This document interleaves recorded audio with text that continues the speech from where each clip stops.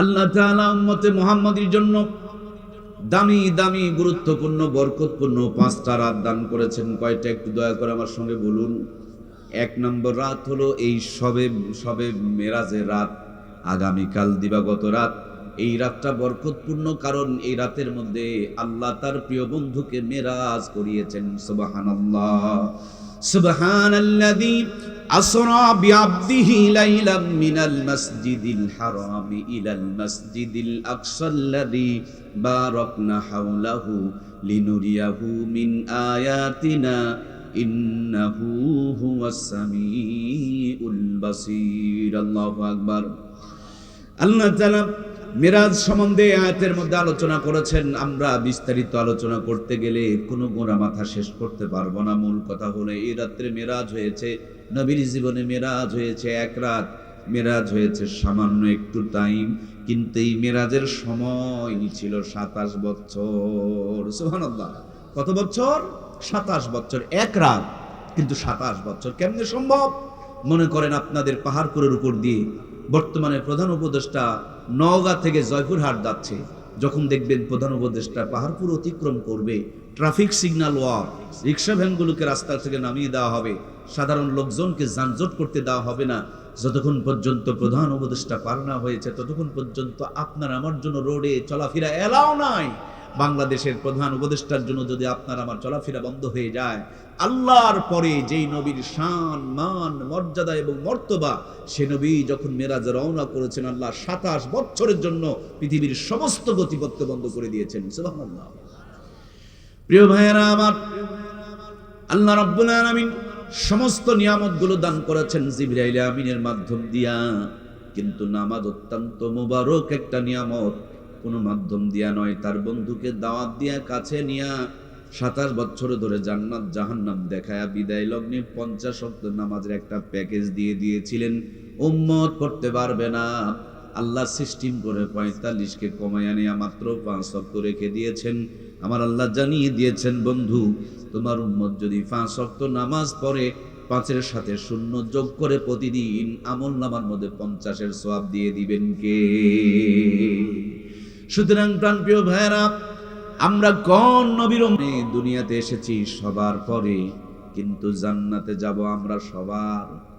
জানি না আমরা জান্নাতে যাব আমরা সবার। আমাদের আগে কি কোনো নবীর উম্মত জান্নাতে যেতে পারবে? কোন নবীর উম্মত আমাদের আগে জান্নাতে যেতে পারবে না। আমরা এমন একজন দামি নবীর উম্মত, যে নবীর উম্মত হওয়ার কারণে দুনিয়াতে আমরা বাঁচব সব চাইতে কম, কিন্তু নেকি কামাই করব আমরা সব চাইতে। বলুন না, সব চাইতে।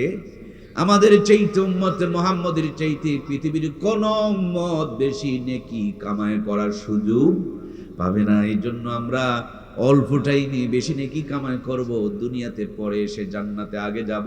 পরিচয় হলো মুহাম্মদুর রাসূলুল্লাহ সাল্লাল্লাহু আলাইহি ওয়াসাল্লামের উম্মত।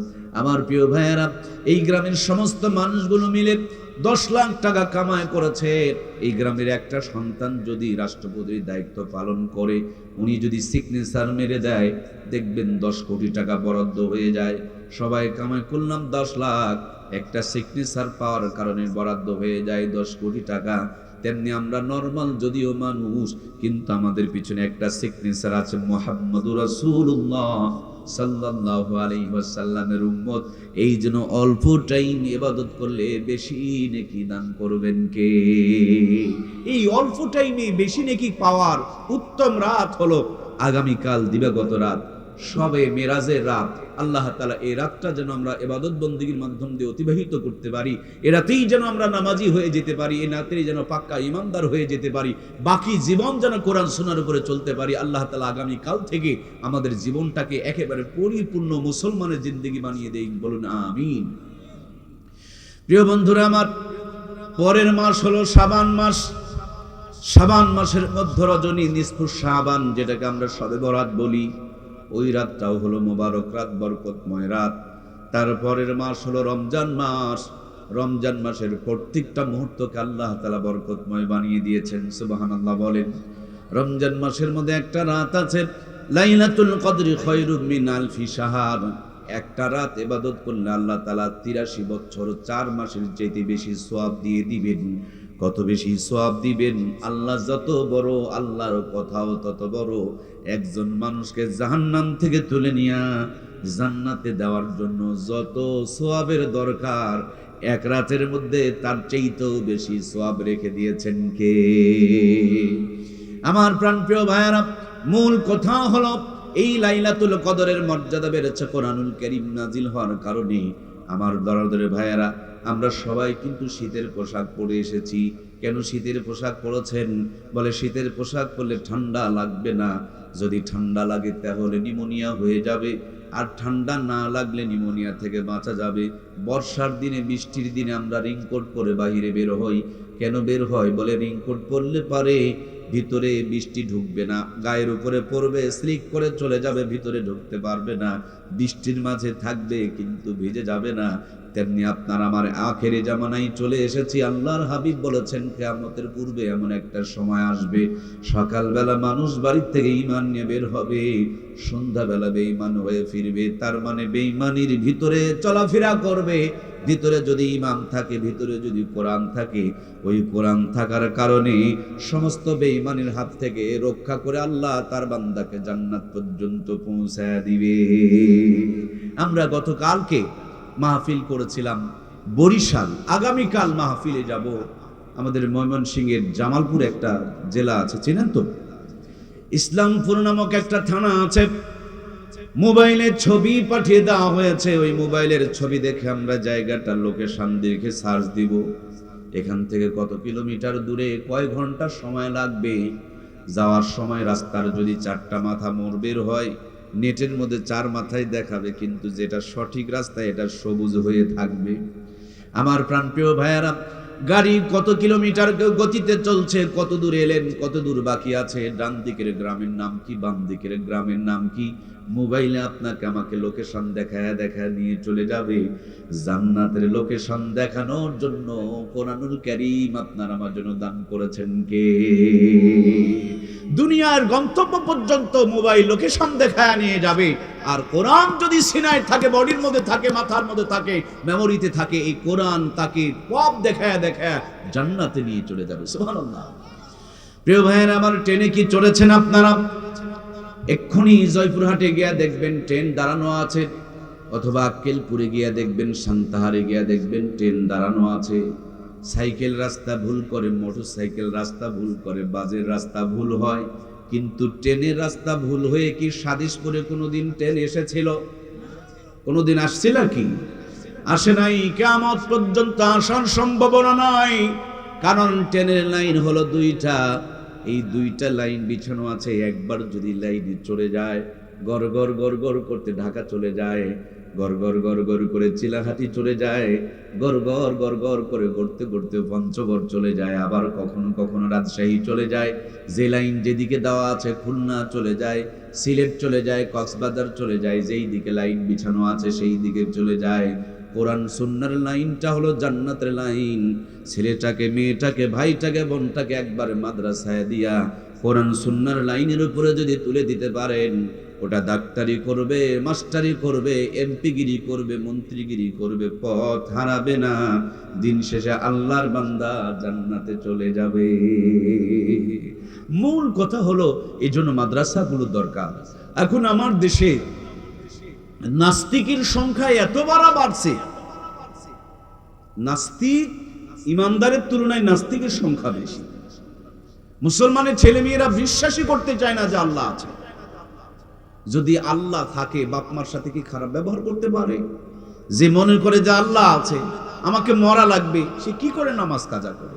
যে মনে করে যে আল্লাহ আছে, আমাকে হিসাব দেওয়া লাগবে, কি করে সে নাপাক গায়ে থাকে? যে মনে করে যে আল্লাহ আছে, মাহফিল বাদ দিয়ে সে কি করে বাসায় থাকে? আমার প্রিয় ভাইয়েরা, নাস্তিকের সংখ্যা ব্যাপক পরিমাণ বেড়ে গিয়েছে। মূল কারণ হলো আমাদের সন্তানগুলোকে টিকা না দিলে যেমন রোগে আক্রমণ করবে, শীতের পোশাক না পরলে যেমন নিউমোনিয়া হবে, বৃষ্টির দিনে রেইনকোট না পরালে যেমন ভিজে স্যাপসাপা হয়ে যাবে, সেম কায়দায় কোরআন সুন্নাহ আমাদের সন্তানগুলোর ভিতরে না দেওয়ার কারণে এরা এই ফিতনার জামানায় পড়ে, ফিতনায় হাবুডুবু খেতে খেতে ঈমান হারা এখন বেঈমান মুসলমানের ঘরে বসবাস করছে। ঠিক কিনা? সম্মানিত প্রিয় ভাইয়েরা আমার, এজন্য ছেলে মেয়েগুলোকে কোরআনওয়ালা বানাতে হবে। কারণ আপনার যদি 10 কোটি টাকার জমির একটা দলিল থাকে, 10 কোটি টাকা, দলিলটা যদি জমিনে পড়ে থাকে, এই দলিল তুলে নিয়ে কেউ চুমা খাবে না। পক্ষান্তরে কোরআনুল কারীমের একটা আয়াত যদি কোনো কাগজের উপরে লেখা থাকে, সত্যি করে বলুন তো দেখি, মুসলমানের সন্তান কি ওই আয়াতটার উপরে পা দিয়া যাইতে পারে? সাথে সাথে তুলে নিয়ে বুকে লাগাবে, ঠোঁটে লাগাবে, চুমা খাবে। কারণ কোরআনের একটা আয়াত যদি একটা নরমাল কাগজের দাম বাড়ায় দেয়, আমার বন্ধুরা, আমি আপনাকে ওভার শিওর করে বলছি, ছেলেটাকে কোরআনওয়ালা বানাও, মেয়েটাকে কোরআনওয়ালা বানাও, এটাকে কোরআনওয়ালা বানানোর পর যা খুশি তা বানাও, সিনায় কোরআন থাকলে যেখানেই থাকুক রহমত আর বরকত তাদের উপরে নাজিল করবেন কে? এই তো মাত্র 50 বছর আগে, যেদিন আপনার আমার সাদিসপুরে কারেন্টের আলো এসেছিল না, রাস্তা পথগুলো পাকা ছিল না, ঘরে ঘরে বিল্ডিং এর সুন্দর করে জিনিসপত্র ছিল না, কিন্তু কোরআনের তেলাওয়াত ছিল, 5 ওয়াক্ত নামাজ ছিল। মূর্খ নানি আর দাদিরা শরীর ঢাকা পোশাক পরতো, রাত যখন 8টা বেজে যেত, যায় নামাজ বিছায়া চোখের পানিগুলো ছেড়ে দিয়ে আল্লাহর কাছে রোনাজারি করতো। আহারে কি রহমত আর বরকত! এক বাড়িতে তেলানি করলে পাশের বাড়ি পর্যন্ত গন্ধ ছড়িয়ে পড়তো। একদিন আতপ চালের বিরিয়ানি খেলে 2 দিন পর্যন্ত হাত থেকে সুগন্ধ বের হতো। একদিন যদি ইলিশ মাছ আর পান্তা ভাত খাওয়া গিয়েছে, কম করে হলো 3 দিন পর্যন্ত হাত থেকে সুগন্ধ বের হয়েছে। সেই নানি দাদিদের স্মৃতি চারণে পহেলা বৈশাখ উদযাপন করি আমরা। 6 টাকার কেজি ইলিশের মাছ 6000 টাকা দিয়ে সাগর থেকে আমদানি করে নিয়ে আসতেছি আমরা। নরমাল চুলা ভেঙে দিয়া গ্যাসের চুলা ঢুকিয়েছি আমরা। সাধারণ মশলা বাতিল করে রাঁধুনি গুঁড়া মশলা ব্যবহার করছি আমরা। কত উন্নতি করেছেন, গুনতে গুনতে রাত শেষ হয়ে যাবে, কিন্তু উন্নতির গণনা শেষ হবে না। যোগ বিয়োগ মিলায়া দেখেন, খাবার সময় নাকি নিয়ে চেক করতে হয় ইলিশ না সিলভার কাপ। কথা বলুন ঠিক কিনা? এর পিছনে মূল কারণ হলো, মানুষ যতদিন পর্যন্ত কোরআনওয়ালা ছিল, মানুষ যতদিন পর্যন্ত সুন্নতের সাথে সম্পৃক্ত ছিল, মানুষ যতদিন পর্যন্ত হালাল আর হারামকে বেঁচে চলতো, আল্লাহ রহমত আর বরকত ততদিন পর্যন্ত আমাদের উপরে আসতো। যেদিন থেকে আমরা হালাল হারামকে ভুলে গিয়েছি, আমরা যেদিন থেকে নামাজকে ছেড়ে দিয়েছি, যেদিন থেকে আল্লাহর কোরআন থেকে দূরে সরে চলে গিয়েছি, সেদিন থেকে রহমত আর বরকত আমাদের উপর থেকে উঠতে শুরু করেছে। আজকে আমাদের সম্পদ আছে কিন্তু শান্তি নাই। সম্পদ থাকলেও সম্পদের মধ্যে কোনো বরকত নাই। পেরেশানি আর পেরেশানি আমাদের ভিতর থেকে যেতে চায় না। আপনার আমার মূর্খ নানু আর দাদুরা অসুস্থ হয়েছেন, গাছের থেকে নিমের পাতা পেরে নিয়ে 2 গ্লাস রস বসায় দিয়েছেন। 3 দিন পর্যন্ত আমার ভাইরা বিছানায় পড়ে থাকতে হয় নাই। টনটনা 150 বছর বেঁচে রয়েছেন।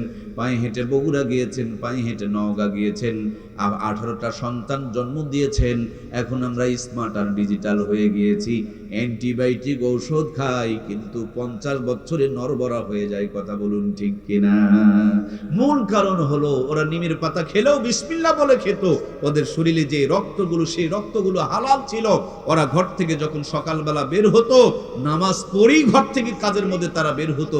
এই জন্য তাদের জীবনের প্রত্যেকটা পদক্ষেপের উপরে আল্লাহর পক্ষ থেকে রহমত আর বরকত আসতো। ঠিক কিনা? আপনারা আমার মূর্খ নানি দাদির বিয়ে হয়েছে, নানি আর দাদিকে নানু আর দাদুরা তখনকার জামানার নগদ 500 টাকার পণ দিয়ে বিয়ে করেছে। যেই জামানার 500 টাকা দিয়া আপনার আমার পাহাড়পুরের শহরে 5 বিঘা জমি কিনে পাওয়া গেছে। 5 বিঘা জমির মূল্য দিয়া যেই নানি দাদিকে বিয়ে করা হলো, ওই নানি দাদি কোনো MA pass, BA pass, degree pass ছিল না, কিন্তু নানি দাদির পেট ঢাকা ছিল, নানি দাদির মাথার মধ্যে ঘোমটা ছিল, নানি দাদি ফুল হাতা জামা পরতো। সেই নানি দাদির পেটে 12টা, 18টা, 15টা সন্তান জন্মগ্রহণ করেছিল। একটা নানি দাদিকেও কষায়খানা নিয়ে পেট চিরে বাচ্চা বের করার দরকার পড়ে। সব কটা সন্তানকে বুকের দুধ খায় লালন পালন করেছে। কোটার দুধ তো ছিলই না, গাভীর দুধের দরকার পড়তো না, সবগুলোকে বুকের দুধ খায় লালন পালন করেছে। এখন স্মার্ট আর ডিজিটাল জামানা, মায়েরা বুকে কাপড় রাখতে চায় না, পর্দার ধার ধারতে চায় না। পেটে বাচ্চা আসার পর ইসিজি, এক্সরে, আলট্রাসাউন্ড শুরু হয়ে যায়, কিন্তু পেটের মধ্যে কাপড় নাই, বুকের মধ্যে ওড়না নাই, মাথার মধ্যে কোনো ঘোমটা নাই। এজন্য 70 থেকে 80% মা বোনকে কষায়খানা নিয়ে পেট চিরে চিরে বাচ্চা বের করতে হয়। বুক আছে কিন্তু কাপড় দিয়া ঢাকা নাই, বুকের থেকে বাচ্চা দুধ পায় না। কোটার দুধ খাওয়া লালন পালন করতে হয়। যদি জানোয়ারের দুধ খাওয়া সন্তান লালন পালন করতে হয়, দেখবেন তার মধ্যে ভালোবাসা বিরাজ করে না। এই জন্য বুড়া বয়সে বাপ মাকে বৃদ্ধাশ্রমে ফেলে আসতে চায়। কথা বলুন ঠিক কিনা? এই জন্য প্রাণপ্রিয় ভাইয়েরা আমার, মূল কথা হলো সন্তানগুলোকে কোরআনওয়ালা বানান। এই কোরআনুল কারীম যেখানে যেমনি যেভাবে যার সাথে লেগেছে, প্রত্যেকটা জিনিসের সম্মান মর্যাদাকে আমার আল্লাহ তাআলা বাড়ায় দিয়েছে। আপনি মনে করেছেন আমার আলোচনাগুলো শুনবেন, বুঝবেন, তারপর আপনি আপনার সন্তানকে মাদ্রাসায় পড়াবেন না। আমি জানি কেন আপনি মাদ্রাসায় পড়াবেন না। আপনি এই কারণে মাদ্রাসায় পড়াবেন না যে মাদ্রাসায় পড়লে মনে হয় ভাত পাবে না। আমি চ্যালেঞ্জ করে বলবো, মাদ্রাসায় ভালো করে পড়ায়া দেখেন, ভাত খাওয়া লাগবে না, বিরিয়ানি খাওয়ার ব্যবস্থা করে দিবেন কে? এখন যে বাংলাদেশে মিজানুর রহমান আজহারি, মামুনুল হক, খালেদ সাইফুল্লাহ আইয়ুবী, নাম শুনেছেন তো এদের? ওরা যদি আমাদের পাহাড়পুরে আসে, বলুন তো কোন ময়দান আছে জায়গা দেওয়া যাবে? যাবে যাবে? পাহাড়পুর তো দূরের করার কথা, রাজশাহীতেও জায়গা দেওয়া যাবে না। এক একটা মাহফিলে যাচ্ছেন 20 লাখ অধিক মানুষ। পটুয়াখালীতে বর্তমানে তিনি গিয়েছেন, জনগণে বেসুমার। উনি রাষ্ট্রপতি নয়, এমপি নয়, মন্ত্রী নয়, তিনি শুধু একটা কোরআনের সাথে ভালো সম্পর্কওয়ালা মানুষ। কথা বলুন ঠিক কিনা? তিনি যদি আপনার আমার পাহাড়পুরে আসে আর কোনো চার দোকানে যদি বসে, দোকানদার যদি মুসলমান হয়, মুখে দেখে যদি চিনতে পেরে ফেলে দেয় মামুনুল হক অথবা মিজানুর রহমান আজহারি, খালেদ সাইফুল্লাহ আইয়ুবী, দোকানদার চা খাওয়ার পর বিল নেবে। যদি রিক্সায় চলে, রিক্সাওয়ালা ভাড়া নেবে। যদি পান খায়, আপনার দোকান থেকে যদি পান খায়, পানওয়ালা তো টাকা নেবে। কথা বলছেন না কেন? আমার প্রিয় ভাইয়েরা, এই সম্মান একদিনের জন্য নয়, যতদিন বেঁচে আছেন ততদিন এই সম্মান আর মর্যাদা আল্লাহ তাআলা দান করেছেন। সুবহানাল্লাহ বলেন। ওরা মনে করেছিল আলেমরা ভাত পাবে না, এখন আলেমরা ভাত খায় না, বিরিয়ানি খায়, হেলিকপ্টারে বাংলার জমিনে ঘুরে বেড়ায়। এই জন্য নাস্তিকদের জ্বালা পোড়া শুরু হয়ে গিয়েছে, ঠিক কিনা? আমার প্রাণপ্রিয় ভাইয়েরা, এখান থেকে আমার বাড়ি অনেক দূরে নয়, এই তো পাশে চকচান্দিরা আমার গ্রামের বাড়ি। আল্লাহ তাবারক তাআলা দেশ দেশান্তরে ঘুরাইতেছেন, যে গ্রামে এখনো পর্যন্ত পাকা রাস্তা যায় নাই। কয়েকদিন আগে কারেন্টের লাইন গিয়েছে, কারেন্টের আলো গিয়েছে। আমার রব আমাকে 14 বার পবিত্র হজ করিয়েছেন। এবার 15তম হজের জন্য প্রস্তুতি গ্রহণ করছি। শতাধিকবার আল্লাহ তাআলা উমরায় নিয়েছেন। কম করে হলেও 1000 বার বিমানে চড়েছি। আমার গ্রামের অনেক মানুষ আছে যারা জীবনে এখনো বিমান চোখ দিয়ে দেখে নাই, অথচ 1000 বার বিমানে চড়েছি। মূল কথা হলো আমি কে? আমি একজন রাজমিস্ত্রির সন্তান। আমার এই সম্মান, এই মর্যাদা, এর পিছনে মূল কারণ হলো আল্লাহর কোরআনের সাথে একটু ভালোবাসা তৈরি হয়ে গিয়েছে। এই জন্য আমার মতন অজপাড়া গ্রামের একজন মানুষকেও রাজকীয় মর্যাদা দিয়ে লালন পালন করছেন কে? এর জন্য বন্ধুরা আমার মূল মেসেজটা হলো, সন্তানকে কোরআনওয়ালা বানাও। দুনিয়া আখিরাতের সমস্ত পেরেশানিগুলো আল্লাহ দূর করে দিবে। দুনিয়া আখিরাতের সফলতা আর বরকত দিয়ে জীবনকে ভরপুর করে দিবে। আমার কথা যদি বিশ্বাস না করেন, আমাদের নওগাঁ জেলা কিন্তু অনেক বড় একটা ঐতিহাসিক জেলা। এই নওগাঁ জেলায় যত বড় বড় সুদখোর, ঘুষখোর, জুয়াচোর, বাটপার, চিটার, মদখোর, তাসখোর, গাঁজাখোর, হারামখোর আছে, সবগুলোকে দাওয়াত দিয়ে এক লাইনে বসান। আর যত বড় বড় ইমাম, মুয়াজ্জিন, মুফতি, মুহাদ্দিস, মুফাসসির আছে, তাদেরকে আরেক লাইনে বসান। আজকে আপনাদের মাদ্রাসার আলু ঘাটির বড় মজা হয়েছে। 2 লাইনে আলু ঘাটির খাবার দিয়ে দেখেন, হারামখোরেরা হাফ প্লেট নিয়ে নাড়াচাড়া করবে, আর ইমাম সাহেবের কোরআন তেলাওয়াত করা, দরুদ শরীফ পড়া, আর জিহ্বার ধারই আলাদা। আলু ভর্তা দিয়েও চোখের পলকে 3 প্লেট তুলে ছাড়বে। কথা বলেন ঠিক কিনা? হারামখোরেরা হুজুরের সমান খাওয়া পারবে? হারামখোর খাওয়ার পর পেটের মধ্যে মোচড় উঠবে, আর ইমাম সাহেব আলহামদুলিল্লাহ বলে একটা ঢিকুর তুলবে, সব ফাঁকা হয়ে যাবে। সুবহানাল্লাহ বলেন। আপনি যদি আবার দোকানে নিয়া, পাহাড়পুর বাজারে নিয়া রুটি আর পোড়া মুরগি বরাদ্দ করেন, দেখবেন আবার হুজুর 4টা রুটি বসাইছে। সুবহানাল্লাহ কোন। শেষে যদি বলেন হুজুর মিষ্টি হলে কেমন হয়, বলে এটা তো সুন্নত, আবার হাফ কেজি খায়। সুবহানাল্লাহ কয় না। আর ওদের টাকা আছে, কিন্তু ডাক্তার কয় মুরব্বি চলবে না, তুমি বেশি খেয়ে ফেলে দিয়েছো, এর জন্য তুমি না খেতেই তোমার পেটের ভুঁড়ি মোটা হয়ে যায়। আর হুজুরা দেখবেন সিমসিমা বডি, তারপর হাফ কেজি চালের ভাত তুলে ফেলে দেয়, ঠিক কিনা? সম্মানিত প্রিয় ভাইয়েরা আমার, বাড়িতে এসে বিবি আলু ভর্তা দিয়া গরম ভাত রান্না করে রেখেছে। হুজুর বইয়ের সাথে এক প্লেটে খাবার খেতে বসেছে। বিবি স্বামীর মুখে তুলে দেয়, স্বামী বেগমের মুখে তুলে দেয়।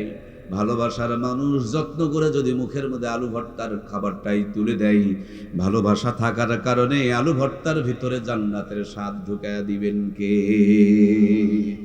আবার দুইজন মিলে 3 পোয়া চালের ভাত তুলছে। আল্লাহ এত রুচি দিছে গো, সিরা খেতা সোজা করে হালাল বউকে বুকে জড়িয়ে ধরে ডান হাত খান গালের নিচে দিয়া বিছানায় মাথা লাগায়া কেবল একটু দোয়া পড়ছে, আল্লাহুম্মা বিসমিকা আমুতু ওয়া আহয়া। বিছানায় মাথা দিতে দেরি জান্নাতের ঘুম চলে আসে, রেলগাড়ির মতন নাক ডাকে। কথা বলেন ঠিক কিনা? পক্ষান্তরে হারাম করে খবর নিয়ে দেখো, হাফ প্লেট নিয়ে নাড়াচাড়া করবে, খেলে পেটের মধ্যে মোচড় উঠবে, তখন গ্যাসের গড়ি এবার সার্জেলকে খোঁজাখুঁজি করবে। আগরবাতি টানতে টানতে বাড়িতে যাবে, গেটের মধ্যে সালাম নাই, কাজের মেয়ে এসে গেট খুলে দেয়। বউ কটকটির সিরিয়াল দেখতেছে, স্বামী ঢুকলো না, ছাগল ঢুকলো, দেখার মতন তার সুযোগ। আমার প্রিয় ভাইয়েরা, বিছানা কাপড়ের সব খুলে থুইয়া খাবার টেবিলে গিয়া দেখে কাজের মেয়ে যেই হাত দিয়া নাক পরিষ্কার করেছে, সেই হাতে কয়েকটা রুটি বানায়া গরম করে হটপটের মধ্যে রেখে দিয়েছে। গরম রুটি, নরম খাসির কলিজা, কিন্তু মনের মধ্যে অশান্তি। বউ ভালোবাসে না, দেখতে পারে না, সইতেও পারে না, কইতেও পারে না। ওই নরম রুটি লেপটা লেপটা ফেলে ফেলে পেটে ঢুকায়, পেটে ঢুকলেই যেন পেট ফুলে যেতে শুরু হয়ে যায়। দামি ঘর, সুন্দর বিছানা, কিন্তু স্বামী এক ঘরে, বউ আর এক ঘরে, ঘুমাইতে পারে না। একই রাত্রে 3টা করে ঘুমের বড়ি মারে, তারপরে যদি একটু ঘুম ধরে, এমন মুহূর্তে সকাল হয়ে যায়, হাফ প্যান্ট পরে লেপ লাইট করা লাগে। তার মানে এরা নামাজ কাজা করে করে যে শাস্তিগুলো জমা করছে, এটাই বুড়া বয়সে ডায়াবেটিসের আকার ধারণ করেছে। কথা বলুন ঠিক কিনা? সম্মানিত প্রিয় ভাইয়েরা আমার, এজন্য কোরআনওয়ালা বানান, জীবনটাকে আল্লাহ তাআলা রহমত আর বরকত দিয়ে ভরপুর করে দিবে। আমি একটা আপনাদের জরিপ বলি, আপনারা মনে করেছেন হুজুররা মনে হয় আনন্দ করতে পারে না, এনজয় করতে পারে না। আমি চ্যালেঞ্জ করে বলবো, এলাকাতে যত মানুষের বউ চলে গেছে, একটা খাতা নিয়ে হিসাব করেন কতজন দাড়িওয়ালার বউ চলে গেছে, আর দাড়ি ছাড়া কয়জনের গেছে? দাড়ি ছাড়া বউ বেশি যাওয়াই লাগবে। সুবহানাল্লাহ বলবেন না? যাওয়াই লাগবে। যৌবনের চার্জার হলো দাড়ি। সুবহানাল্লাহ বলেন না? আরে সুবহানাল্লাহ জোরে বলেন। যৌবনের চার্জার হলো দাড়ি। আমি কয়েকটা আম গাছ লাগাইছি, পোকায় খালি পাতা খেয়ে ফেলে দেয়, আমের কোয়ালিটি ভালো নয়। তার মানে আমার প্রিয় ভাইয়েরা, দাড়ি যদি ঝামেলা হয়, তুমি ক্লিন শেভ করনেওয়ালা হবি না, আর তোমার গাছগুলোকে লতা পাতাতে ভরপুর করে রাখবি, এটা তো হয় না ভাই। তুমিও ক্লিন শেভ করো, তোমার গাছগুলোরও সব লতা পাতা ডালগুলো কেটে দাও, বোঝা যাবে গাছ কয়দিন বাঁচে। বাঁচবে? কথা বলেন, বাঁচবে কি ভাই? তাহলে গাছ শুধু নিচের শিকড় দিয়া খায় না, গাছ লতা পাতা দিয়াও খায়। গাছের লতা পাতাতে একটা ভিটামিন ব্যবহার করা হয়, থিওভিট। কথা বুঝতে পারছেন না আপনারা? থিওভিট কি গাছের পাতায় দেয় না? চেহারা চেঞ্জ হয়ে যায়। তাহলে এই দাড়ি শুধু দাড়ি না, আল্লাহ তাআলা পুরুষের যৌবনের 2টা চার্জার দিয়েছেন। কয়টা ভাইয়ের আমার?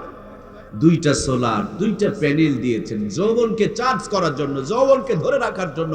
2টা সোলার, 2টা প্যানেল, 2টা চার্জার দিয়েছেন। 1 নাম্বারটা দিয়েছেন মুখে। যার যত সুন্দর দাড়ি থাকবে, আল্লাহ রাব্বুল আলামিন মৃত্যুর আগ পর্যন্ত তার যৌবনকে টনটনা রাখবে। সুবহানাল্লাহ বলেন। 2 নম্বরের চার্জারটা দিয়েছেন পায়ের মধ্যে টাকনু। এই গিরার হাতটা যত আলো বাতাস লাগবে, যৌবনে কোনোদিন ভাটা পড়বে না। এখন ভদ্রলোকেরা টাকনু ঢেকে থাকে, বউ অন্য জায়গায় আকাম করে। এজন্য বেশি ভদ্রলোকই করবেন না। ইসলামী আপডেট, ইসলামের চাইতে আপডেট পৃথিবীতে কোনোদিন কিছু আসে নাই, কিয়ামত পর্যন্ত আসার কোনো সম্ভাবনাও নাই। আল্লাহ তাআলা আমাদেরকে ইসলামী সুশীতল ছায়াতলে জীবনযাপন করার তৌফিক দান করুন, বলুন আমিন। ভাইয়েরা, মূল কথাটা হলো, আমি বলবো আপনি বাড়ি বানান, আমি বলবো আপনি ব্রিজ বানান, রাস্তা বানান, কিন্তু আগের কথাটা বাড়ি, বিল্ডিং, ব্রিজ নয় রে ভাই। আগে তো ইট বানাতে হয়। ইট না বানিয়ে যদি বড় বিল্ডিং বানান, ওখানেই ভেঙে পড়বে, ওখানেই কবর হবে, ঠিক কিনা? এর জন্য ডাক্তার, মাস্টার, ইঞ্জিনিয়ার, এমপি, মন্ত্রী, রাষ্ট্রপতি সব হবে। সব বানানোর আগে ইমানদার বানাতে হবে। এই মেসেজটা কি বোঝা গিয়েছে? আসেন, কাফনের কাপড় নিয়ে আসেন, আমি লিখে দিচ্ছি আপনার জন্য জান্নাত ওয়াজিব হয়ে যাবে। সুবহানাল্লাহ বলবেন না? খালি এই ছোট্ট কথাটাকে যদি বুঝতে পারেন, জান্নাত ওয়াজিব হয়ে যাবে। এই ছোট্ট কথাটুকু না বোঝার কারণে আজ জাহান্নাম আমাদের জন্য ওয়াজিব হয়ে যাচ্ছে। কিয়ামতের দিন ওই সমস্ত বাপমারা সবচেয়ে বড় জালেম এবং অসহায় হয়ে দাঁড়াবে, যারা তাদের ছেলে মেয়েকে বাড়ি গাড়ি, সয় সম্পত্তি, চাকরি সব দিয়েছে, কিন্তু সন্তানকে কোরআনের শিক্ষা দেয় নাই। এদের চেয়ে বড় জালেম কিয়ামতের দিন কোনো বাবা মাকে খুঁজে পাওয়া যাবে না। আমাদের এই থানার নাম বদলগাছি থানা, সম্ভবত জি বদলগাছি না?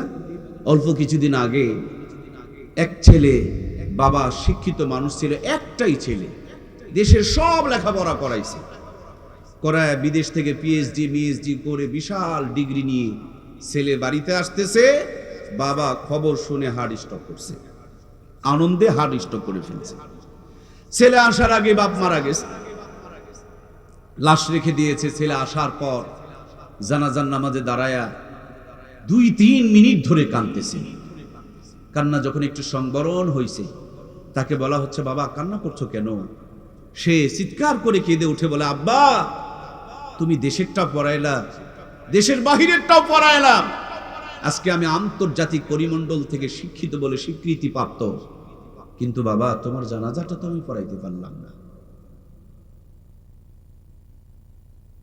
তোমার জানাজাটা তো আমি পড়াইতে পারলাম না।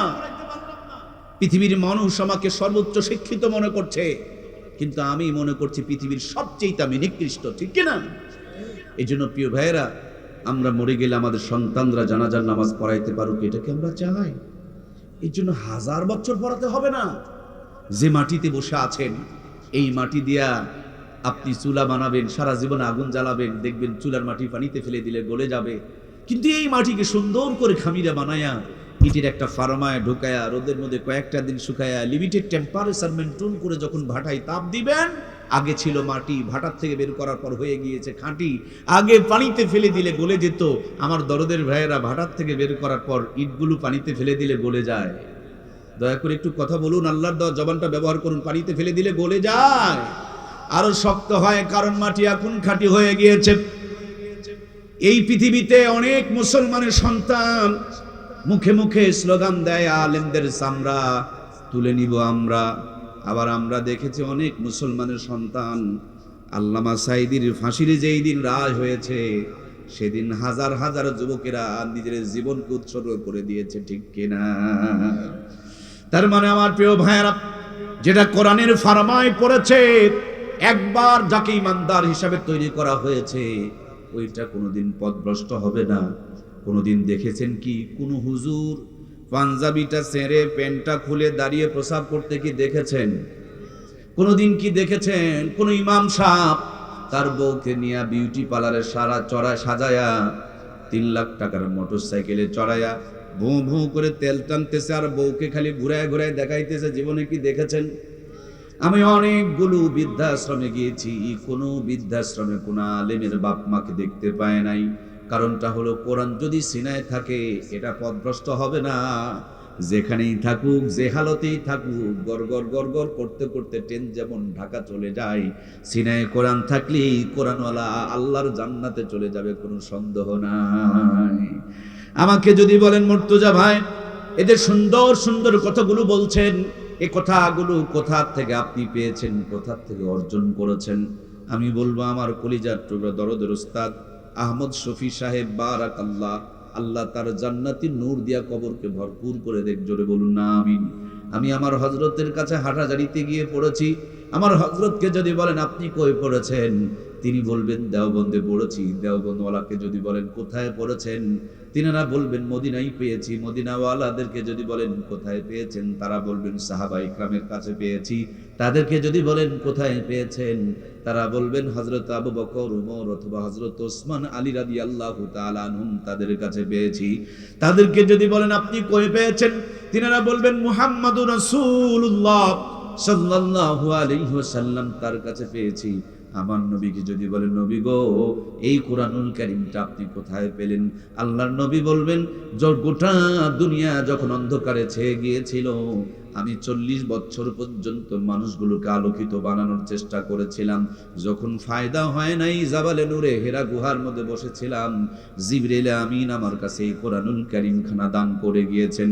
জিবরিল আমিনকে যদি বলেন আপনি কই পেলেন, তিনি বলবেন আমি আরশ আজিম থেকে নিয়ে এসেছি। আরশ আজিমকে যদি বলেন আপনি কই পেয়েছেন, তিনি বলবেন কিতাবুল্লাহ, কালামুল্লাহ, যার কিতাব, যার বাণী, যার কালাম, সে আল্লাহ তাবারক তাআলার কাছে পেয়েছি। তার মানে এক মাথার মধ্যে এই মাদ্রাসায় আপনার ছাত্রটা, আপনার ছেলেটা, আপনার বাচ্চাটা বসে থাকবে, আর আরেকটা মাথা গড়তে গড়তে চলতে চলতে মদিনা হইয়া জাবালে নূর দিয়া আল্লাহর আরশ আজিম পর্যন্ত পার করে খোদ আল্লাহ তাবারক তাআলা পর্যন্ত পৌঁছে গিয়েছে। এজন্য প্রিয় ভাইয়ের আমার, ইমানদার বানাতেই হবে, কোনো উপায় নাই। রোগ থেকে বাঁচানোর জন্য টিকা দিবেন, ঠান্ডা থেকে বাঁচানোর জন্য জ্যাকেট পরাবেন, বৃষ্টি থেকে বাঁচানোর জন্য রেইনকোট পরাবেন, কিন্তু জাহান্নাম থেকে বাঁচানোর জন্য কি কোরআনটা পরাবেন না? কি পরাবেন না? কারা কারা পরাবো? দুইটা হাত তুলে আমার আল্লাহকে দেখায়, লিল্লাহি তাকবীর। অনেকে হাত তোলেন নাই, পুরাপুরি তোলেন, দুইটা হাতই তুলতে হবে। আমরা আমাদের সন্তানগুলোকে কোরআন পড়িয়ে ইমানদার বানাবো ইনশাআল্লাহ। হাতগুলো এভাবে একটু নাড়া দেন। আরো শাজিম থেকে আমার রব দেখছেন, আলো বাতাস সাক্ষী হয়ে থাকতেছে, প্রত্যেকের ডান কাঁধ এবং বাম কাঁধের ফেরেশতাগুলো ছবি তুলে রাখতেছে। কিয়ামতের দিনে ময়দান আপনার আমার পক্ষে আল্লাহর কাছে সুপারিশ করবে। আল্লাহর কোরআন, আল্লাহ নবী বলেছেন আল কোরআনু হুজ্জাতুল্লাহ, এই কোরআন হলো আপনার আমার জন্য জান্নাতের দলিল। কোরআন কিয়ামতের দিন আপনার আমার জন্য সুপারিশ করবে। আল্লাহ, আমরা কোরআনের পক্ষে থাকতে চাই, তুমি আমাদেরকে কবুল করো, বলুন আমিন। হাতগুলো নামান। কয়দিনের জন্য কোরআনের পক্ষে? আপনাদের স্কুল ঘর নাকি? এখানে স্কুল ঘর নেই? Primary school. ভোট দিতে যান কোন জায়গায়? পাহাড়পুরে, জালালপুরে, সন্ন্যাসতলা। আচ্ছা, হলেই হলো, একটা স্কুল ঘরে কিংবা যেখানে হোক হয়, ওখানে গিয়ে দেখবেন হাত কিন্তু কোরআনের পক্ষে তুলছিলেন আপনারা, সেজন্যই বললাম আর কি। ওখানে গিয়ে দেখবেন কয়েকটা এটা সেটা আছে, একটা কোরআনের পক্ষে থাকে কি না, ওই কোরআনের সামনে দিয়ে নিয়ে যায়, অক করে ওটা মারে। নাই এই কথা বললেন না কেন? বুঝা পাওছেন না? বিপক্ষে যাচ্ছে, তাই নয়? শোনেন, বাংলাদেশ ৯০% মুসলমানের দেশ। ৫৩-৫৪ বছরে একবারও মুসলমানরা ক্ষমতায় যেতে পারলো না, কোরআন প্রেমীরা ক্ষমতায় যেতে পারলো না। আমরা যে মুনাফিক, আর দ্বিতীয় কিছু লাগে না, ঠিক কিনা? আমরা মুখে যা বলি কাজে তা করি না, আর কাজে যা করি মুখে তা। মুনাফিক হওয়ার জন্য আর কিছু লাগে? মদিনাতে নবীর পিছনে নামাজ পড়তো, রোজা করতো, হজ করতো, যাকাত দিত, সব ঠিক, কিন্তু মুহাম্মদুর রাসূলুল্লাহকে রাষ্ট্রপতি হিসাবে মেনে নিতে পারত? লোকটার নাম আব্দুল্লাহ ইবনে উবাই ইবনে সুলুল। সে মুনাফিকের লিডার ছিল, জায়গা জাহান্নামে সবচেয়ে নিচে। আমি মাওলানা, মুফতি, মুহাদ্দিস, মুফাসসির, হাজী, গাজী, নামাজি, পরহেজগার সব ঠিক আছে, কিন্তু ইসলামের বিপক্ষে যদি আমার সাপোর্ট থাকে, এই জামানার টাটকা মুনাফিক, এখানে কোনো সন্দেহ। মুনাফিক হয়ে কি আমরা থাকতে চাই? তাহলে বাকি যতদিন বেঁচে আছে কোরআনের পক্ষেই সাপোর্ট থাকবে ইনশাআল্লাহ। মুসলমান কোরআনের বিপক্ষে যেতে পারে? আমরা সব দেখলাম, একবার কোরআনের রাজ দেখতে চাই। আল্লাহ আমাদেরকে কবুল করুন, বলুন আমিন। আমার প্রাণ প্রিয় ভাইরা, হবে না? নানান বিপদ আছে, কেমন করে হবে? পাশে তো দাদা বাবুরা খালি খাল কাটে কাটে কুমির পালিচ্ছে, আছে না? নাই। আবার আমার দেশে মিজানুর রহমান আজহার বললেন, একদল খাইছে আর এক দল, কি গো কইলেন না? কি একদল খাইছে আর এক দল খাইছে, এগুলো নিয়ে পাহাড়াপাড়ি লাফালাফি ঝরাঝরি শুরু হয়ে গেল। মানুষ তো বলতেই পারে, চোরকে চোর বলা যাবে না ভাই, সমস্যা কই? তুমি গায়ে টেনে নিচ্ছ কেন গো ভাই? ঘরে কে গো? বলে আমি কলা খাইনি। এটা কোন কথা? বলতেই পারে যে ঘরে কে, তো তুমি বলছো কেন ঘরে কলা খাওনি? তার মানে উনি যে কলা চোর, তাতে কোনো সন্দেহ?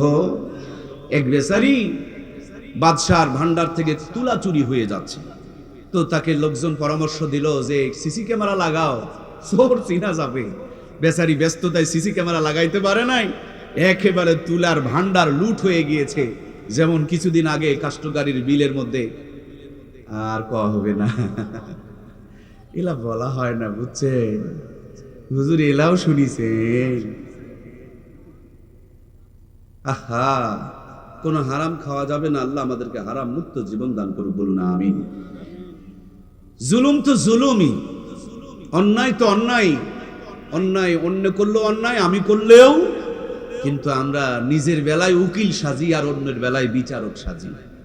কেউ অন্যায় করলে সাথে সাথে হুকুম দিয়ে দেই, রায় দিয়ে দেই, ফাঁসি দিয়ে দাও, আর নিজের অন্যায়ের বেলায় খালি সুযোগ খোঁজে, পাশ কাটাকাটি করে। আল্লাহ আমাদেরকে হারাম মুক্ত জীবন দান করুক, বলুন আমিন। তো তুলার ভান্ডার চুরি হয়ে গিয়েছে, তুলা একেবারে লুট হয়ে গিয়েছে। তো বাদশাহ রাজ দরবারে বসা, এরকম জনগণ নিয়ে বসা। বাদশাহ একটু চালাক ছিল। উজির বললেন, স্যার কইলাম যে সিসি ক্যামেরা লাগান, আপনি তো লাগান নাই, তুলার ভান্ডার তো লুট হয়ে গিয়েছে। রাজা একটু চালাক ছিল আর বলছে, এই চোর, আরে তুলা চুরি করে আসছস, মাথাটা তো ঝেড়ে আসবি। যে চুরি করছে সে আস্তে করে ঝাড়া শুরু করছে, তার মানে উনি চোর, আর কোনো প্রমাণ দেওয়া লাগবে কি গো, দেওয়া লাগবে? এর জন্য আমি আমার যে সমস্ত ভাইয়েরা চোরের কথা বলতে আপনাদের গায়ে লেগে যায়, আমি আপনাদেরকে অনুরোধ করব, চোর পালা যাবে না, চোর পোষা যাবে না, চোরের কোনো দল হতে পারে না, চোরের কোনো পরিচয় নেই। চোর তো চোরই, চোরগুলোকে প্রতিহত করতে হবে, ঠিক কিনা? আমরা এই চোরের কবলে আমাদের দেশটাকে শ্মশান বানিয়ে ফেলে দিয়েছে তারা। আল্লাহ আমাদের আগামী দিন চোর মুক্ত বাংলাদেশ গড়ার তৌফিক দান করুন, বলুন আমিন। আমার প্রাণপ্রিয় ভাইয়েরা, আপনারা জানেন বাংলাদেশ নয়, পৃথিবীর ইতিহাসে আফগানিস্তান নামক ছোট্ট একটা দেশ আছে, নাম শুনেছেন? পৃথিবীর পাওয়ারফুল শক্তিদের সাথে তারা লড়াই করেছে। এবার গোটা পৃথিবীকে তারা পাগল বানিয়ে ফেলে দিয়েছে। অল্প টাইমে এত উন্নতি করেছে, পৃথিবীর 100 বছরে কেউ উন্নতি করতে পারে নাই, সুবহানাল্লাহ বলে। কিন্তু আমরা তো নতুন স্বাধীনতা, এই তো 24-এর স্বাধীনতা, এটাই নয়, তার আগে চাচার স্বৈরাচারী থেকে স্বাধীন হয়েছিলাম, তার আগে পাকিস্তানের হানাদারি থেকে স্বাধীন হয়েছিলাম, তার আগে ব্রিটিশের 200 বছর গোলামির হাত থেকে আমরা স্বাধীন হয়েছিলাম।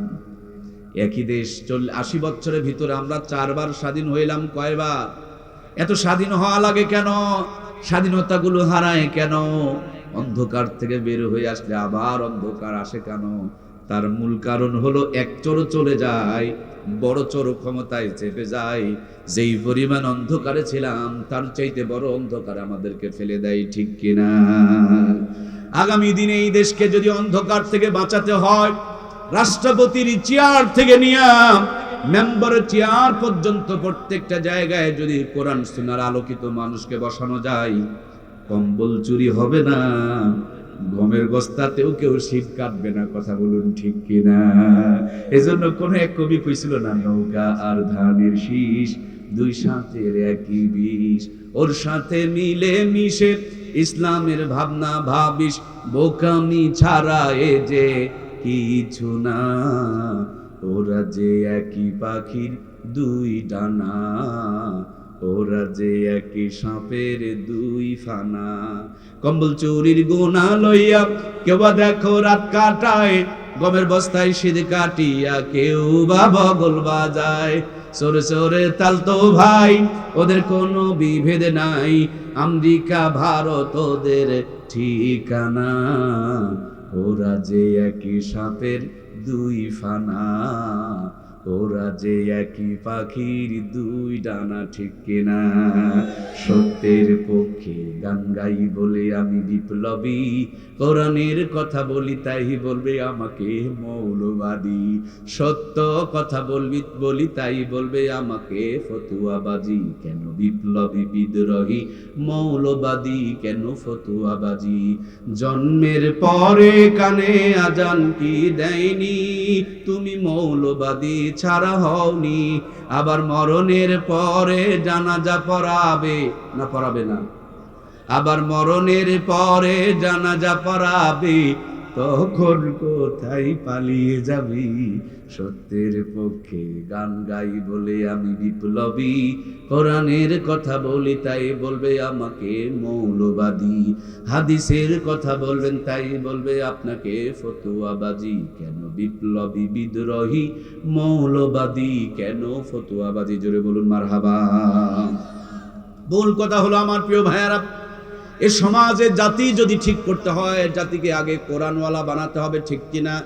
ইট বানানোর পর গ্রামকে যেমন সুন্দর করে পাকা বানানো যায়, ইট বানানোর পর সুন্দর যেমন একটা বিল্ডিং বানানো যায়, এই দেশকে সুন্দর বানানোর জন্য প্রত্যেকটা গ্রামে গ্রামে, পাড়ায় পাড়ায়, মহল্লায় মহল্লায় কোরআনওয়ালা মানুষ তৈরি করার দরকার আছে না নাই?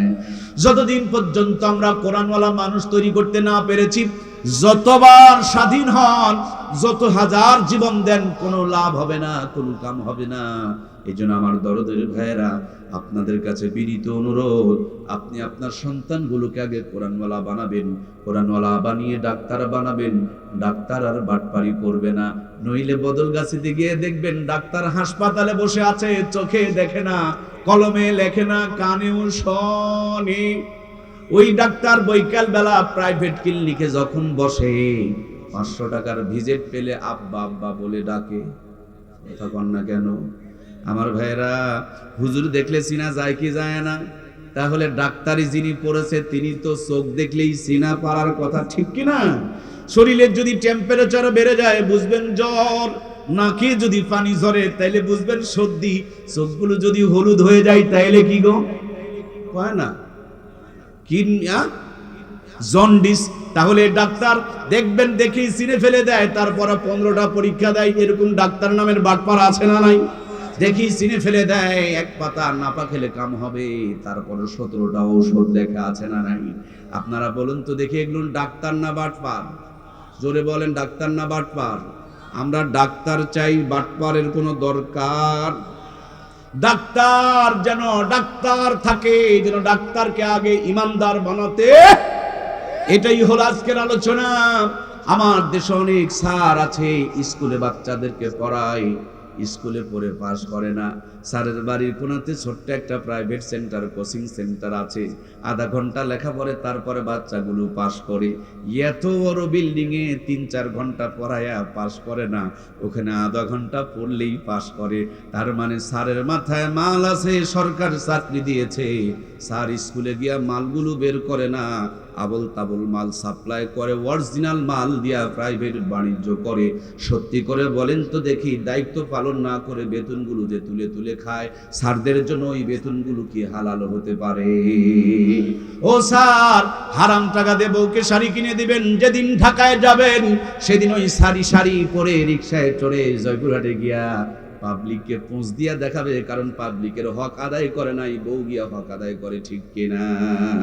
আমার দেশে অনেক ইঞ্জিনিয়ার আছে, রডগুলো বিক্রি করে দেয়, রডের পরিবর্তে বাঁশ ঢুকায়।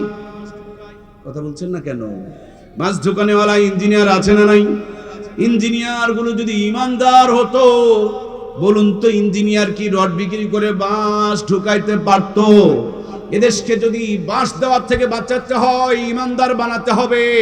এদেশকে যদি ডাক্তার নামর স্যার থেকে হাত থেকে রক্ষা করতে হয়, স্যারগুলোকেও ইমানদার বানাতে হবে। এদেশের ডাক্তারগুলোকে যদি বাটপারি থেকে বাঁচাতে হয়, তাদেরকেও ইমানদার। রাষ্ট্রপতিকে ইমানদার বানানোর দরকার আছে না নাই? মাঝে মাঝে আমরা মিছিল করি, অমুকের গালে গালে জুতা মারো তালে তালে, তসলিমা নাসরিনের গালে গালে জুতা মারো তালে তালে। আমি বলি জুতা সামলাও সামলাও, কেন জুতা মারো রে ভাই? বলে তসলিমা নাসরিন ইসলামের বিরুদ্ধে বলে। আমি বলি কেন? বলে ওর বাবা মা যদি তাকে কোরআনের শিক্ষা দিত, সত্যি করে বলুন তো তসলিমা নাসরিন কি এরকম লটি মহিলা হইতো? তার মানে উনি নষ্টপনার পেছনে কারণ হলো তোর বাবা মা তাকে কোরআন দেয় নাই, এই জন্য এখন নোংরামি কথাগুলো বলে বেড়াই। আপনি আপনার ছেলেকে দেন নাই, মেয়েকে দেন নাই, ভাইকে দেন নাই, বোনকে দেন নাই, মানুষের গায়ে জুতা মারতে যান, আর নিজের ঘরে নাস্তিক আর মুরতাদ পয়দা করতেছেন, ঠিক কিনা?